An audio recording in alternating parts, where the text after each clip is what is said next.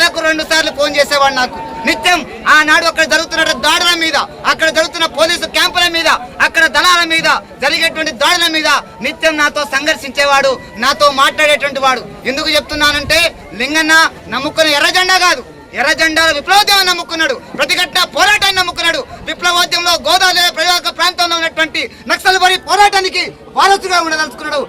ఆ రాజకీయాలు ఎంచుకున్నాడు. ఎర్ర జెండాలు అనేక రకాల ఎర్ర జెండాలు ఉన్నాయి. కానీ ఈనాడు లింగన్న ఎంచుకున్నటువంటి మార్గం భారత విప్లవోద్యమానికి సరైన మార్గం.